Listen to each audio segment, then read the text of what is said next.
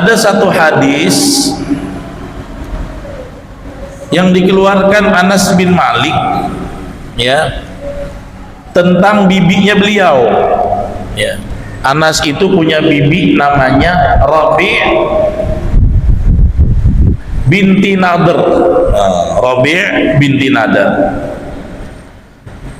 Nah, Rabi' ini dia punya khodimah, punya asisten, ya. Kalau bahasa kita kan itu, ya, kalau bahasa dulu kan lebih saklek lagi. Dia punya khodimah itu hamba sahaya. Dia punya budak. Budaknya ini perempuan. Rabi binti Nadr juga perempuan. Ternyata terjadilah ketidaksepahaman, sehingga waktu itu masalahnya cukup jadi membuat marah dan emosi. Apa yang terjadi? Ternyata Rabi ini emosi, melayangkan pukulan sama budaknya. Bam! Ketika dipukul, gigi serinya rontok beberapa buah. Rabi, ya, masih keluarga sama Anas, ya. Nah, akhirnya berita ini sampai kepada Rasulullah. Ya, kata Rasulullah, nggak boleh di dalam Islam hak-hak budak harus dijaga. Nggak boleh ada yang menzalimi budak. Lantas gimana caranya? Ternyata dari pihak budaknya ini dia ingin menuntut adanya qisas. Bagaimana? Ya, giginya Rabi lah harus dikorbankan. Dengan cara apa? Sama, dipukul hingga giginya lepas. Nah, ternyata ya sudah, fa'amarahum bil qisas. Nabi perintahkan qisas, siap-siap. Tiba-tiba datang Anas, ya, mengatakan, ya Rasulullah, ataksir thaniyatar Rabi', apakah betul engkau akan memutuskan untuk ditanggalkan giginya Rabi'? Janganlah gitu merayu, kata Anas. Anas bin Malik ini kan memang orang dekat Nabi. Rabi ini ada hubungan keluarga, tapi seorang pemimpin sejati tidak memutuskan berdasarkan kekeluargaan. Ingat itu, ya. Apa jawaban Nabi ketika Anas bilang, Nabi, apa engkau mau hancurkan giginya dia? Dia Rabi itu kan bibi saya, sementara aku kan mengabdi kepada kamu. Mafaqala Nabi mengatakan, ya Anas, kitabullah al-qisas. Al-Quran kitabullah memerintahkan qisas. Jadi jangan kau tawar-tawar. Itu begitu, Pak, pemimpin.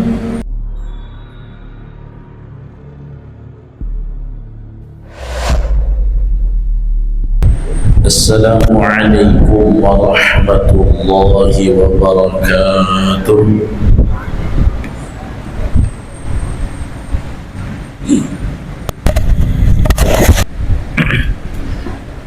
Alhamdulillah,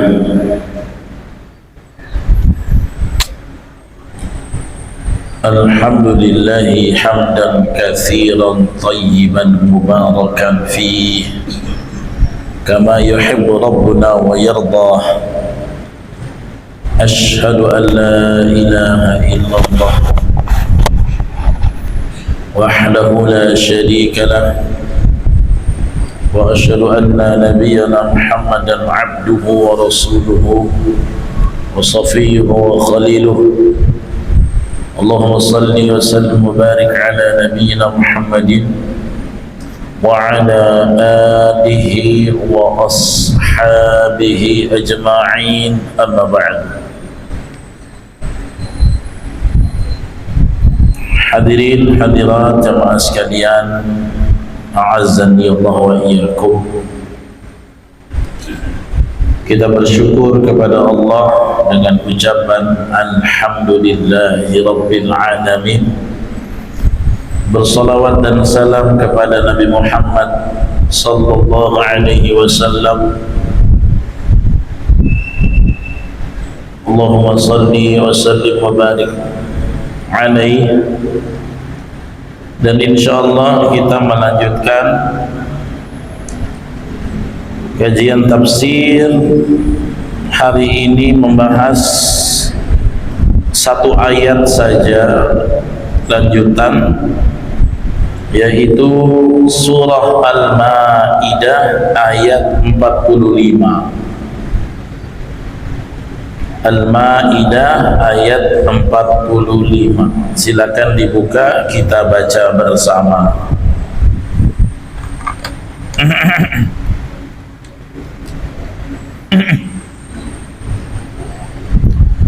Sudah? A'udzu billahi minasy syaithanir rajim.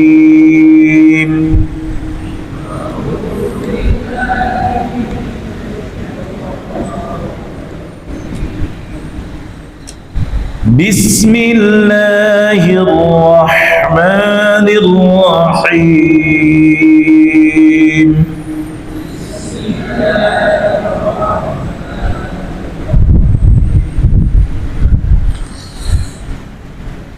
وَكَتَبْنَا عَلَيْهِمْ فِيهَا أَنَّ النَّفْسَ بِالنَّفْسِ وَالْعَيْنَ بِالْعَيْنِ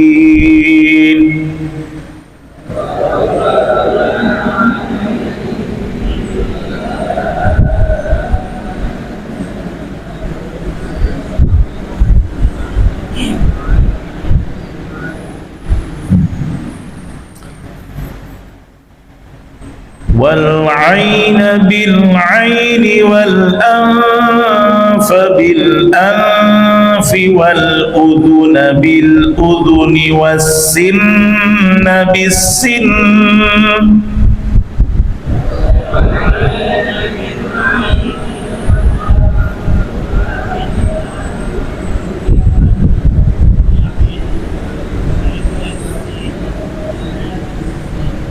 Kalau berhenti di sin ada tasdidnya, itu berhentinya pakai gunah dulu, ya, jangan langsung bisin, jangan, tapi bisin, nah, 3 harokat. Kalau berhenti di gunah, ya, di tasdid, ya. Kita ambil 2 kata lagi. Wassinna bisinni wal juruha qisas.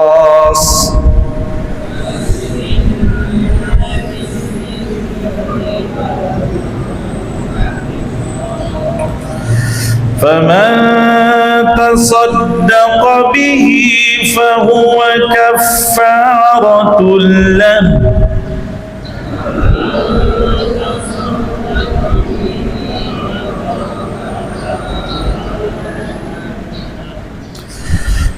وَمَنْ لَمْ يَحْكُمْ بِمَا أَنزَلَ اللَّهُ فَأُولَئِكَ هُمُ الظَّالِمُونَ.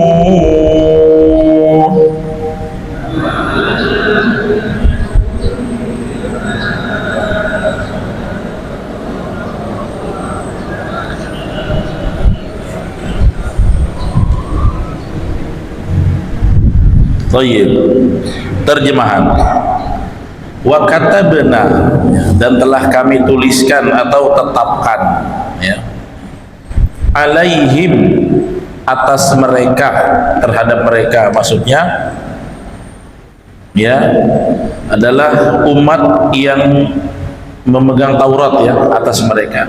Fiha, bahwa, ya, fiha itu di dalamnya, maksudnya di dalam Taurat, hanya kembali ke At-Taurah. Fiha yarji'u ila At-Taurah,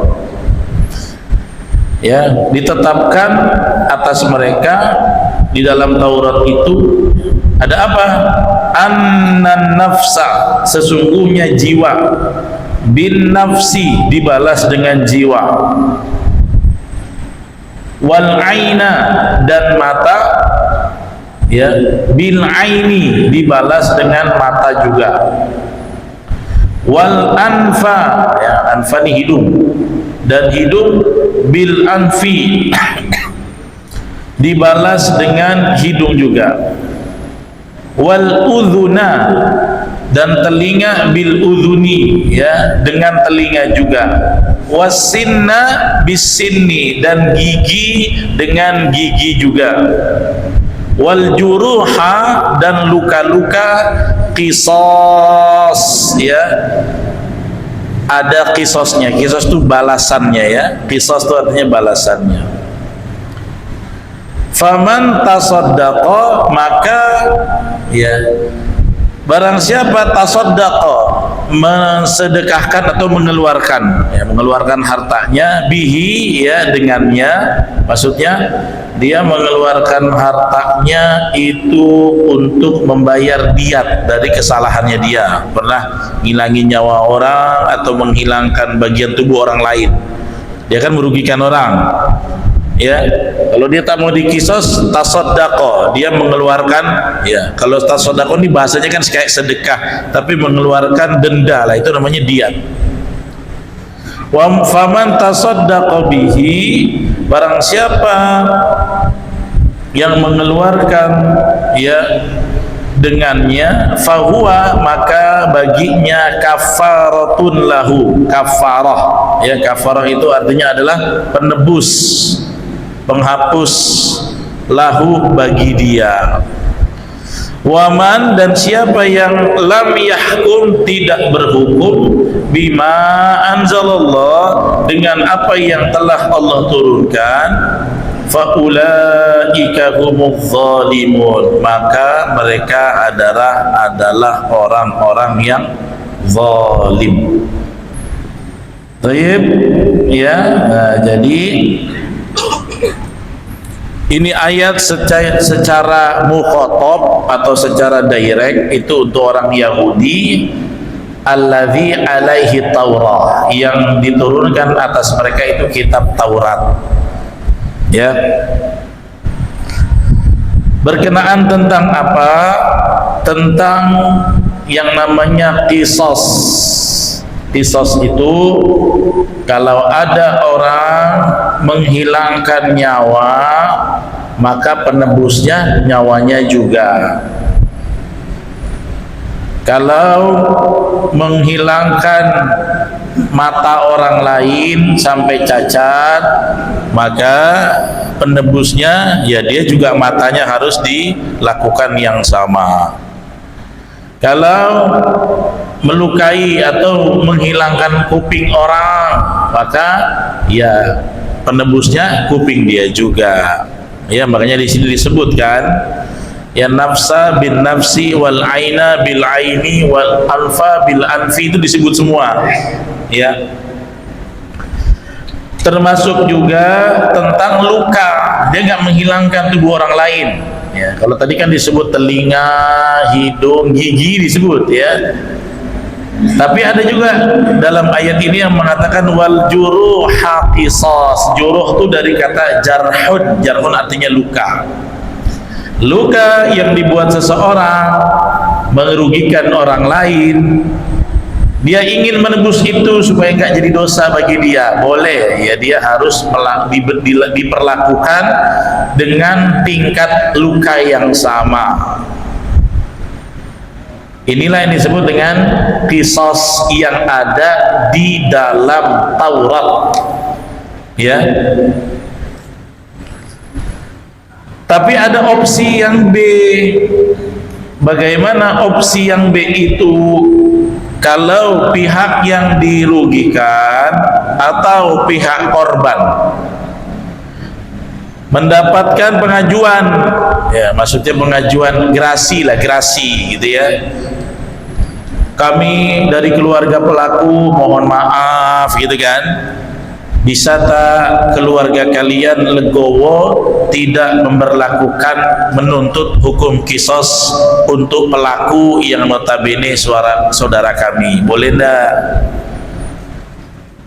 Oh, nggak bisa, nah, maka tetap akan dijatuhi qisas. Ya, tergantung keluarga korban atau korbannya. udah hilang gigi aku nih gara-gara digebok dia gitu kan. Mau kisos nggak? Atau kami bayar denda aja lah? Nggak mau, giginya 2 tuh, aku incar yang gigi seri, karena gigi seriku dihantamnya hilang 2 gitu ya. Ya harus dikisos. Tapi karena opsinya kami mengajukan, tolonglah kawan itu giginya tinggal 5, kalau 2 dihajar lagi tinggal 3 gitu kan. Umpamanya begitu. Boleh nggak? Boleh. Tapi harus bagaimana?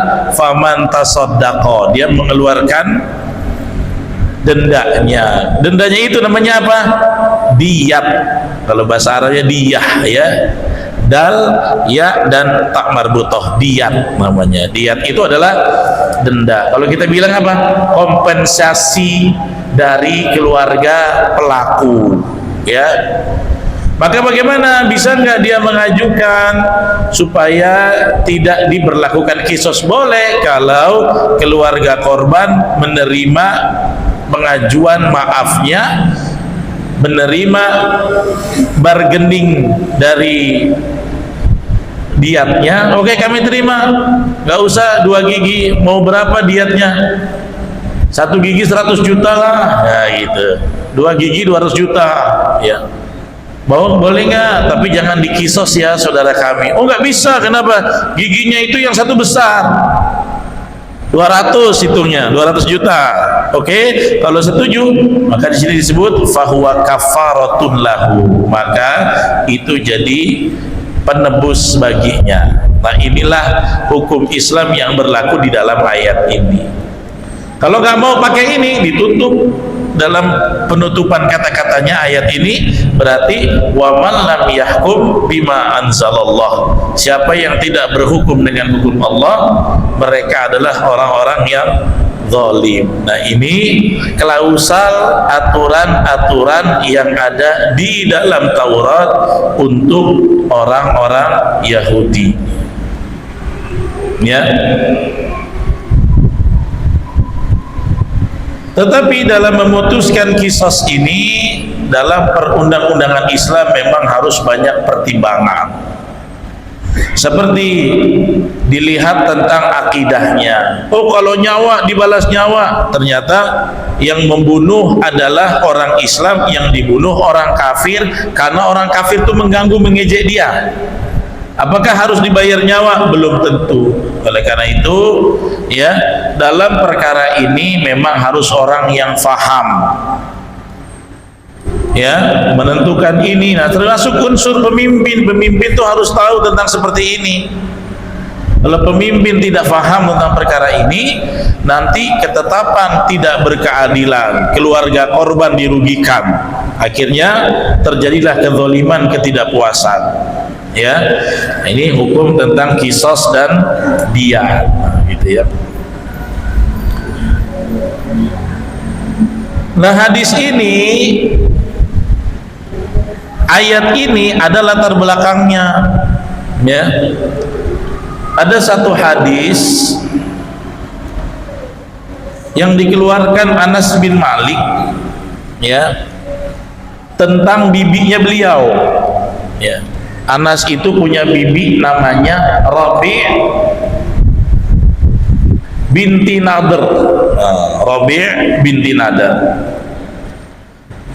Nah, Rabi' ini dia punya khodimah, punya asisten ya. Kalau bahasa kita kan itu ya, kalau bahasa dulu kan lebih saklek lagi. Dia punya khodimah itu hamba sahaya.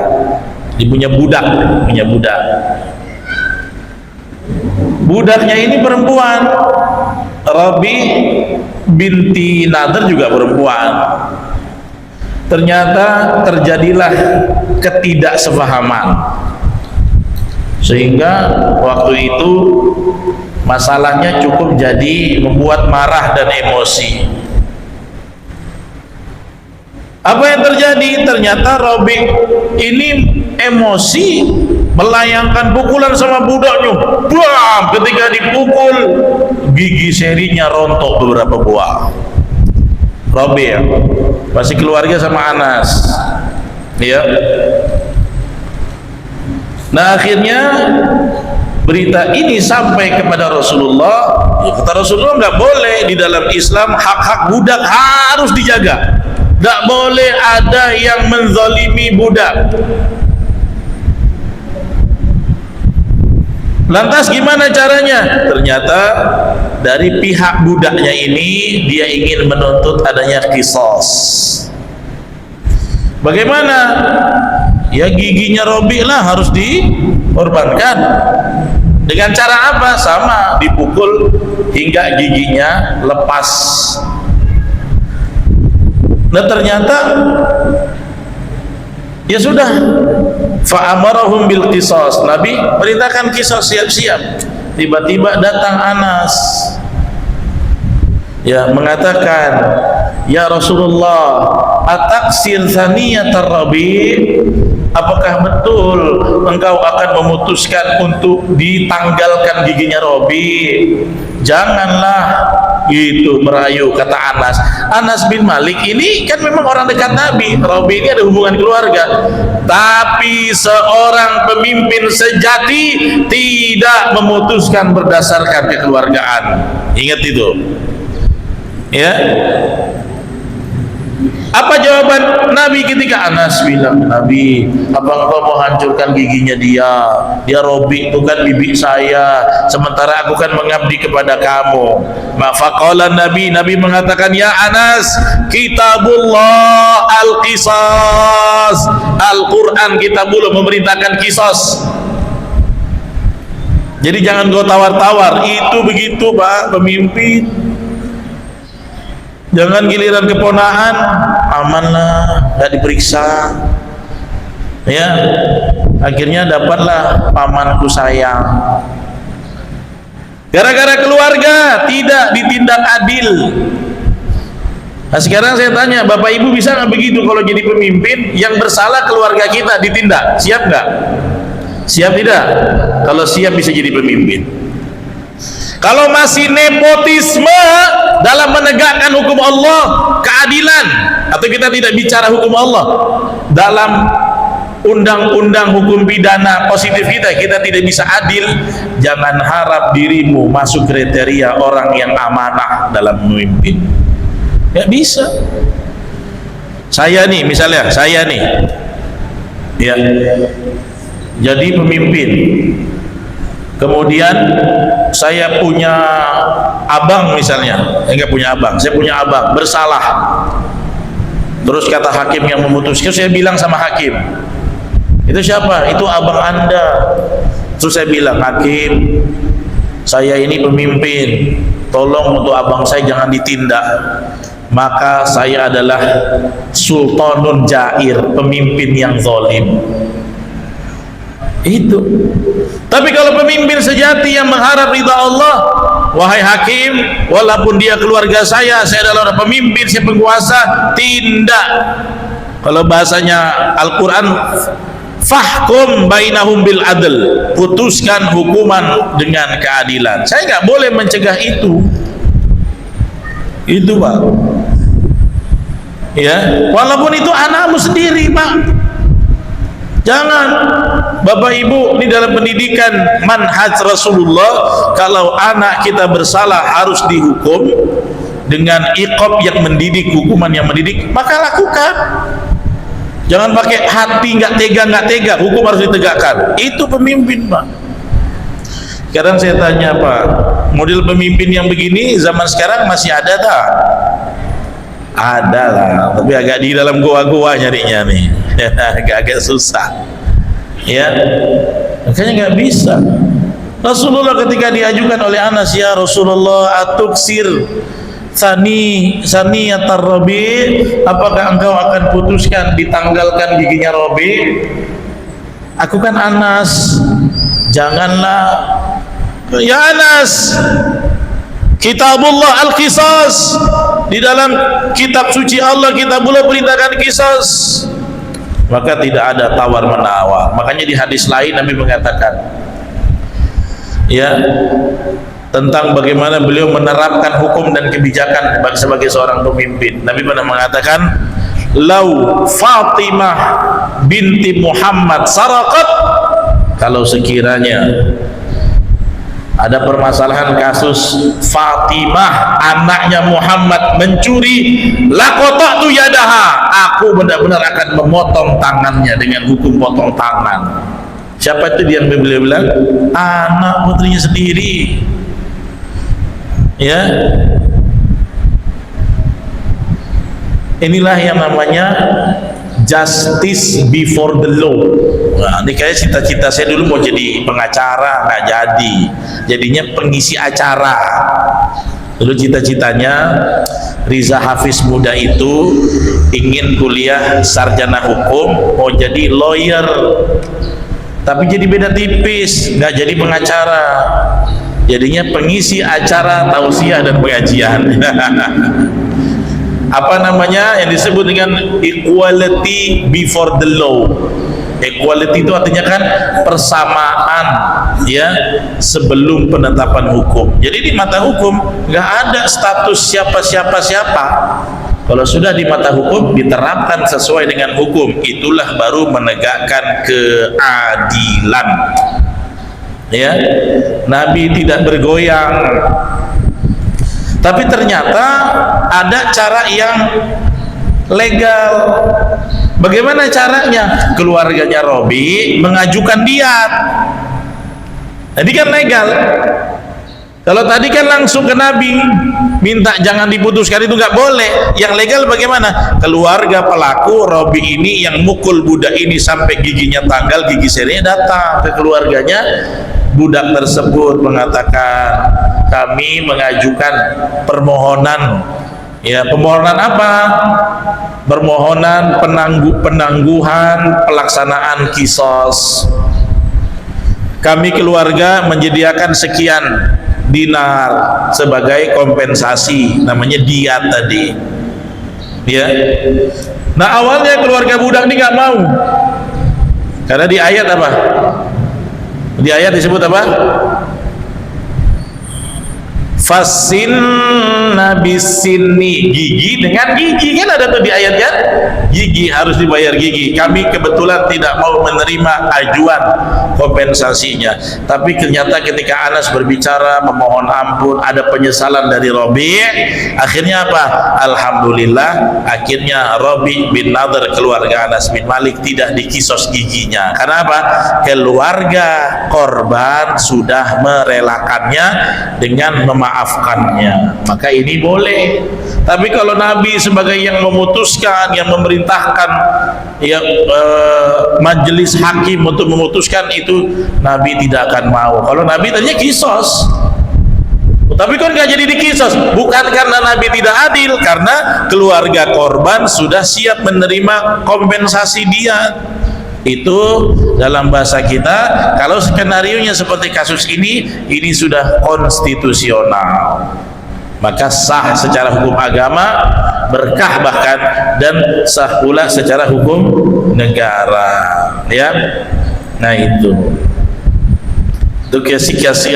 kisah yang pertama. Nah, di ayat ini juga disebutkan tentang luka.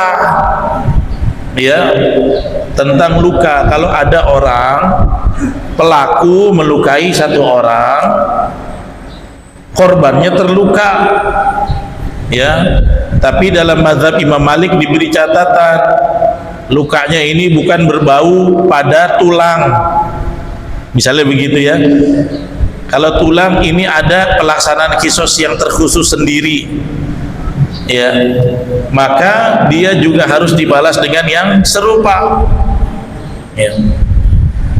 Nah, ini pernah ada kasus di zaman Rasulullah juga diceritakan, ketika membahas tentang wal juruha qisas. Tadi kan membahas tentang annan nafsa bin nafsi, jiwa dengan jiwa, wal aina bil aini, mata dengan mata, ya, wal udhuna bil udhuni, wal anfa bil anfi, hidung dengan hidung, telinga dengan telinga, gigi dengan gigi, ya. Tapi ada yang juruh, tentang luka-luka, ya. Nah, ternyata satu hari pernah ada kejadian seorang budak. Jadi sama-sama budak lah dia ini. Yang satu dari kabilah minal agniya, budak yang kaya. Yang satu lagi ya minal fuqara, budak-budak di kalangan yang kastanya miskin-miskin waktu itu. Nah akhirnya dilukailah seorang budak yang miskin ini oleh seorang budak yang kaya. Ya, kalau dalam hadis anna rajulan daraba rajulan, seseorang memukul seseorang sa'idihi bisaif, ya, bagian lengannya dengan pedang, ya, sampai min ghairi mafsil, ya, tetapi bukan di pergelangannya, bukan di sendinya, sampai lengannya itu patah. Ya, maka datang kepada Nabi. Nabi mengatakan kepada pihak korban, fa'amara lahu bidiyah. Tadi keluarga korban gimana? Patah enggak? Enggak, sampai sendi-sendi tidak, tapi cukup lukanya serius. Akhirnya ini keluarga pelaku mau nyerahkan diat. Ya, bagaimana ya Rasulullah? Kami dari keluarga korban tak mau menerima diat. Kata Nabi, khudhi diyah, ambil saja diatnya. Nah, ini kasih nasihat. Karena apa? Kalau dipedang lagi kayaknya gimana gitu perasaan saya. Balas dengan balas. Nabi bilang, diat aja. Enggak, uridul qisas, kami ingin dia dihukum juga. Khudhi diyah, ambil saja diatnya. Dan Nabi jelaskan, barakallahu laka fiha, nanti ada keberkahan bagi kamu di dalamnya. Apa? Ada kompensasi untuk dia berobat. Yang kedua, dia telah berhasil menjadi orang yang memaafkan orang lain. Ya, akhirnya walam yakdi lahu bil qisas, akhirnya tidak diterapkan kepada dia qisas tersebut.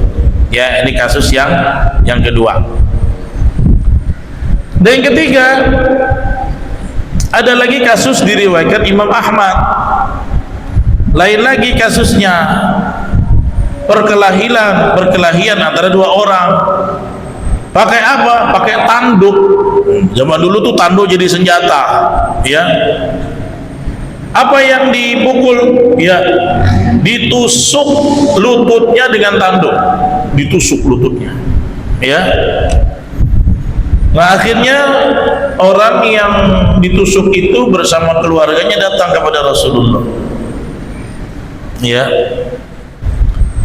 Kemudian dia minta, ya Rasulullah, saya ingin menuntut qisas sama orang itu. Ya, saya ingin menuntut qisas. Maka kata Nabi SAW, khusus dalam hal luka, qisasnya ini nggak boleh diberlakukan. Sampai kapan? Sampai lukanya sembuh dulu.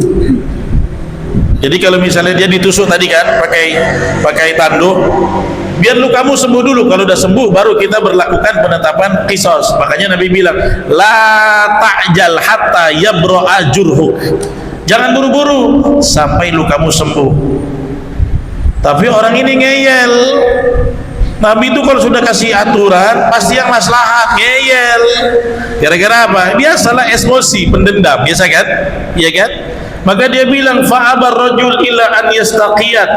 Ya, enggak mau Nabi, pokoknya segera aku minta dilakukan qisas, balas kepada dia, lutut saya sakit. Tapi kata Nabi, lukanya belum kering gitu kan, belum sembuh. Akhirnya ngeyel. Ya udah, kata Nabi, kalau kamu memang mau begitu, aku berlakukan qisas. Ternyata setelah diqisas, ya, dia mengadu. Dia mengadu apa? Ya Rasulullah, ya, fa'araja al-mustafid, ternyata kaki dia jadi pincang gara-gara efek ditusuk tersebut.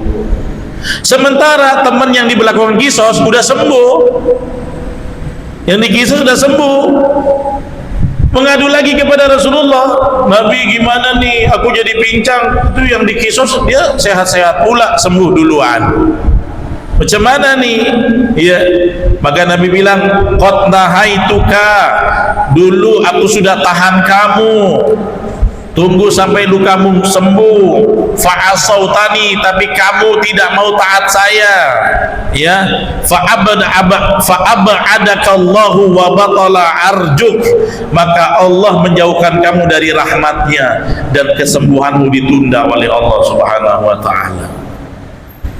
Akhirnya Nabi bilang, ya, an yuktassa min jurhin hatta yabra'a sahibuhu, hendaknya kalau ingin diberlakukan kisos, berlakukanlah setelah lukanya itu sembuh. Nanti kalau lukanya tidak sembuh, kenapa? Kok jadi yang sembuh yang dikisos duluan, saya belum, rugi, nggak adil. Bukan nggak adil, makanya ukuran Nabi sampai lukanya itu betul-betul sembuh. Itu yang diajarkan oleh Nabi. Karena ngeyel ternyata tidak berubah. Ini ada dalam hadis riwayat Imam Ahmad, ya. Jadi seperti itu, ya, bagaimana pemberlakuannya di zaman Rasulullah, khusus yang juruh kisos. Kalau berkenaan dengan luka, dibiarkan lukanya untuk sembuh lebih dahulu. Nah, kemudian di akhir ayat ada kata-kata faman tasaddaqa, barang siapa yang melepaskan hak kisosnya dengan tasaddaqa, mengeluarkan, ya, fahuwa kafaratun lahu, maka itu akan menjadi penebus baginya, ya. Dan ternyata di dalam hadis Nabi mengatakan, ya, bahwasanya ketika kita bisa memaafkan orang lain yang melakukan kepada kita tanpa menuntut kisos, bahkan kita tidak mengambil diat, orang itu akan dapat pahala yang sangat besar. Berarti ini betul-betul pemaaf murni, ya. Sampai akhirnya Nabi mengatakan, ma usiba bi syai'in min jasadihi, tidaklah seseorang tertimpa sesuatu dari badannya, fatarakahu lillah, dia tidak tuntut, dia tinggalkan semua karena Allah, maka apa? Orang yang jadi korban akan diampuni dosa-dosanya sebesar penderitaan yang dirasakan. Maka kata Nabi, fatarakahu lillah, dia tinggalkan kisos, dia abaikan diat karena Allah, kana kafaratan lahu, maka akan menjadi penebus dosa-dosanya. Sebesar apa? Sebesar penderitaan dia yang terluka, ya. Nah, itu adalah bentuk dari syariat. Jadi bisa pilih yang mana, terserah. Mau ditegakkan kisos, dibalas. Ya, kalau kita jadi pihak keluarga korban, itu sah dalam syariat, dibalas di kisos boleh. Tapi ya udah nggak usah dibalas, ada kompensasinya lah, kami mau berobat juga nih, gitu kan, diterima diat, boleh, sah, halal, legal, tidak zalim.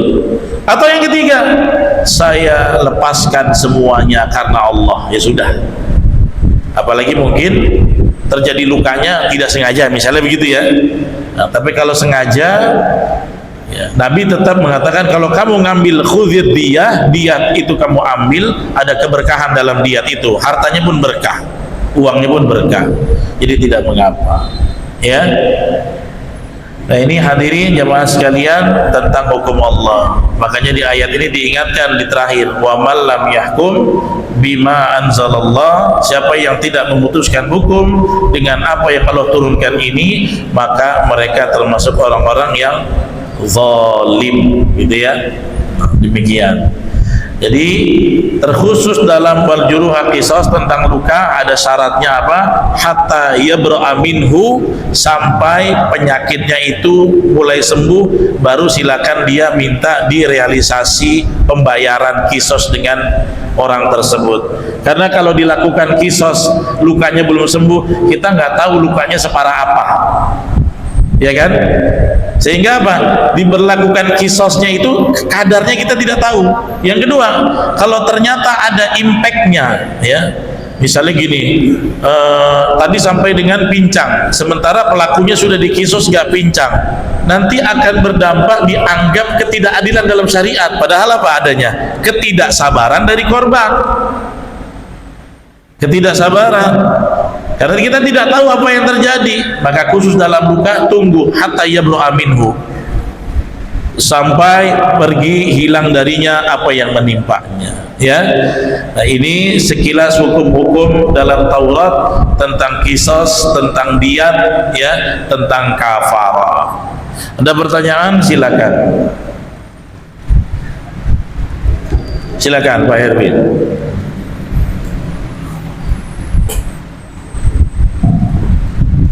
Ustaz, kalau khusus sholat itu apakah kita lupa dengan hal dunia atau gimana Ustaz? Terus bagaimana supaya kita bisa khusus sholat? Mohon penjelasan. Iya. Khusyuk itu bukan berarti lupa semuanya. Ya. Kalau umpamanya lah ada seorang yang sholatnya khusyuk, saking khusyuknya dia baca panjang tak sadar, dia tak pikirkan di belakangnya tuh orang lain, maka akan datanglah batuk demi batuk dari jemaah. Ya, makanya yang namanya khusyuk sholat itu Nabi tetap fokus pada akhirat tapi memperhatikan urusan dunianya. Contohnya apa? Nabi ketika sholat kemudian mendengar tangisan bayi, ya kan, mendengar tangisan bayi, Nabi mempercepat. Tandanya apa? Beliau tetap memperhatikan urusan dunia sekitar, ya. Jadi tetap fokus khusyuk. Dan yang namanya khusyuk ini bukan gak ingat dunia sama sekali, ya. Makanya Profesor Dr. Ustadz Abdul Somad mengatakan kalau boleh menganalogikan orang sholat khusyuk itu seperti orang sedang berjalan di pematang sawah. Di sawah itu kita jalan di tengah-tengah, kita harus konsentrasi. Nanti kadang-kadang mau lari ke kanan, kita balik ke tengah, lari ke kiri, balik ke tengah. Maka namanya sholat khusyuk adalah ketika dia mulai teralihkan, dia comeback lagi. Comebacknya kemana? Mendalami setiap bacaan-bacaan sholat itu. Makanya harus paham. Masalahnya kan kita nih banyak sholatnya hafalan, nggak paham yang dibaca.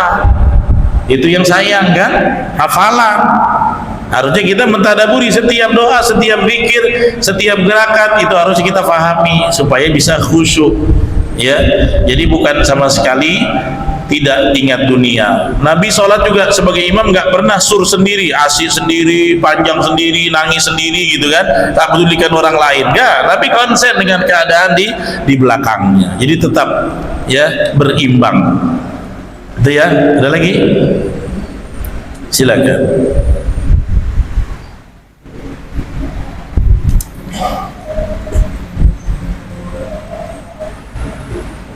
Assalamualaikum warahmatullahi wabarakatuh. Waalaikumsalam. Saya pernah mendengar bahwa ada anak ini sebagai pengabdi atau sebagai rezeki, terus ada juga yang saya dengar adalah sebagai musuh. Apa maksudnya dengan musuh? Ya. Sama itu. Nah, anak itu pelita hati. Waalaikumsalam. Bisa juga disebut qurrata a'yun, penyejuk mata. Selama apa? Ya, selama anak istri tidak membuat dia lalai dari mengingat Allah. Ya. Makanya di dalam Al-Qur'an ayat yang membaca yang mengatakan ya anak dan istri bisa jadi musuh kamu kalau apa? Kalau dia membuatnya lalai, yaghfilu an dzikrillah, lalai daripada mengingat Allah. Ya. Ayatnya begitu, inna min azwajikum wa auladikum aduwwan lakum fahdharuhum. Ya, sesungguhnya istri-istrimu, anak-anakmu adalah musuh bagi kamu, hati-hatilah terhadap mereka. Kenapa? Apabila keberadaan anak istri membuat kita lalai daripada mengingat Allah, gara-gara sibuk dengan istri dengan anak tak sholat ke masjid, gara-gara sibuk istri sama anak gak bisa ikut pengajian, ya, ibu-ibu ngurus anak ngurus suami gak ikut pengajian, maka pasangan bisa menjadi fitnah, ya, akan menjadi mempersulit kita. Begitu juga yang lain. Tapi ketika kebahagiaan itu diwarnai dengan ketaatan, bahkan pengajian sama-sama, sholat bersama-sama, ke masjid bersama, kemudian tetap bahkan di rumahnya pasangan saling mengingatkan, sudah doa belum, sudah ngaji berapa lembar, maka itu akan jadi istri atau anak yang qurrata a'yun. Intinya bagaimana? Harus saling mengingatkan dalam kebaikan dan ketakwaan. Ya, karena ada bilang gini, suami ini, ibu, saya mau pengajian tafsir, nggak usah lah tafsir tuh. Kau mau ikut tafsir di Al-Uswah atau ikut taat aku suamimu? Begitu. Atau bapak-bapak, ya, mau ikut pengajian, nanti aja pengajian. Ayo, mau masuk selimut atau ke masjid? Nah, gitu misalnya begitu kan. Maka kalau pasangannya jadi seperti itu, dia akan lalai zikrillah, maka menjadi tergantung posisinya mana, ya. Maka jangan semua instrumen kehidupan tadi membuat kita lalai dari mengingat Allah. Lagi, nah boleh terakhir, singkat padat. Sedikit aja Ustaz, Iya. tentang ayat yang kita bahas tadi dan yang sebelumnya Al-Maidah 44 ini, apakah kita sudah terkena dengan ayat ini di mana kita memutuskan perkara tidak menurut apa yang Allah turunkan? Iya, baik. Sebagian imam mazhab mengatakan, ya, bahwasannya hadhil ayat nazalat lil qaul yahud. Katanya ayat ini berlakunya hanya untuk orang Yahudi. Sebagian mazhab begitu. Kalau nggak salah mazhab Maliki. Tetapi secara jumhur mayoritas mengatakan semua ayat yang ada di dalam Al-Quran itu juga dijadikan pelajaran untuk umat sekarang yang membacanya. Kalau untuk umat terdahulu, kenapa ayatnya muncul di kitab suci kita? Ya, tetapi hal-hal yang tidak bertentangan dengan syariat sejalan, misalnya tentang hukum kisos, hukum diyat. Nah, sampai sekarang hukum ini dengan hukum Quran sama dipakai di negeri-negeri Islam yang melakukan kisos, ya. Maka ayat ini bisa juga terkena bagi kita sama. Kalau ada di orang kita tidak berhukum dengan hukum-hukum Allah, maka dia termasuk orang yang zalim, ya. Nah, kebanyakan perkara ini misnya di mana? Ngakunya Islam, aturannya Quran, tapi kalau udah urusan ekonomi, cari uang, hukum Qurannya ditinggalkan. Yang penting hukum cuan, nggak pikir mana halal, mana haram, nggak pikir, main tabrak, ya.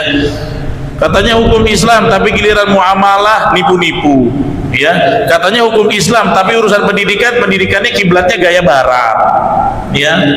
Katanya hukum Islam, tapi ketika politiknya dengan bukan gaya Islam, itu dengan politik tidak Islami, ya. Maka ini sama, kita berarti tidak berhukum dengan hukum-hukum Allah. Jadi yang diinginkan dalam ayat ini memang kita komitmen terhadap hukum Allah. Mana yang Allah bilang halalkan, dilakukan. Mana yang jelas Allah haramkan, ya tinggalkan. Gitu ya. Nah itu. Jadi bisa masuk juga kepada kita.